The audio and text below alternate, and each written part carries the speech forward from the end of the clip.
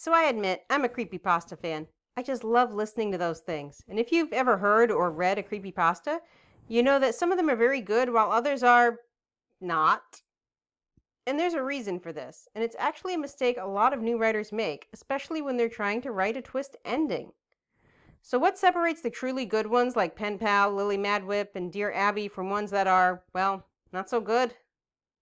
Well, I'm not going to name any of the bad ones here, but I am sure you can name at least one creepypasta that started off so promising and then just didn't deliver. Most creepypastas start out with interesting premises and end up falling short.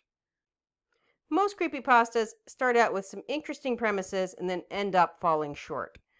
But have you ever wondered why some creepypastas work and some don't? That's what we're going to talk about today.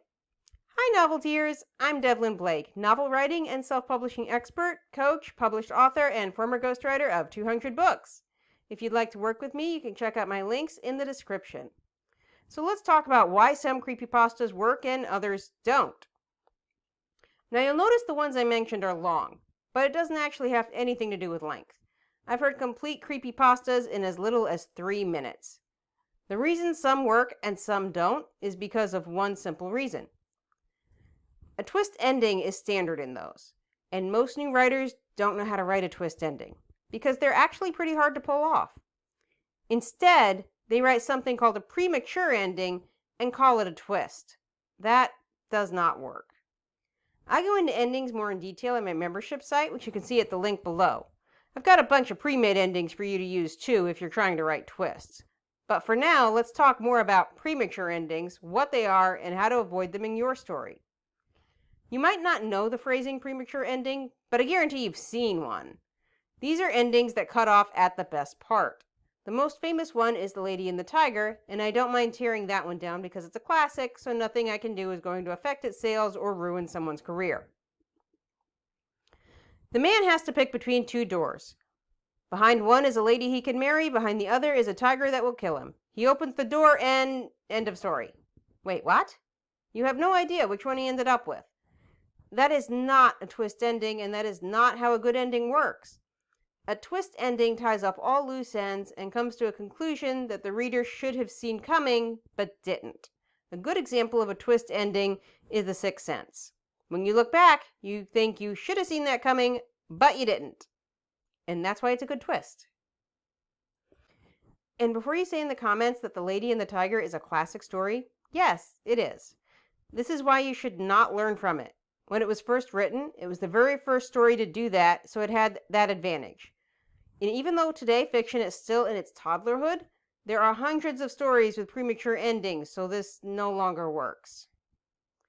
My best advice is don't stop right when the story gets interesting. Most creepypastas have a great premise, a good setup, a good build-up, and then cut off the story at the climax right when the reader is the most invested. That makes no sense. If you do that, your readers will stop being your readers because nobody really likes that, especially not more than once. Once is forgivable. More than once means your readers are going to leave in droves. Why should they bother with your story? They're not getting a whole story. It's like those TV series that end a season on a cliffhanger, but then the second half of the part 2 never gets made. Does that endear the series to you? Does that make you want to watch another one from the same team? Probably not. Imagine if Psycho ended right when Mother killed the detective. That's not a great ending. And that's how most creepypastas are written. If Psycho had ended right when she killed the detective, that would have been a shocking ending, but not one with any real staying power, and certainly not one that built a career and turned into legend that was Psycho. So the secret to writing twists is to become familiar with how they are done. Alfred Hitchcock, Twilight Zone, Outer Limits, Tales from the Crypt, and even old radio programs like Suspense, The Sealed Book, or The Whistler were masters at the twist ending. If you want to see twists done right, watch or listen to any of those and follow their examples. I actually have several dozen pre-made twists in my ever-growing library of twists inside my Novel Writers Club. You can find that, along with the outlines for the most popular genres, in the 4 Pillars of Fiction Writing, and so much more at the link below. This is Devlin Blake, saying right on.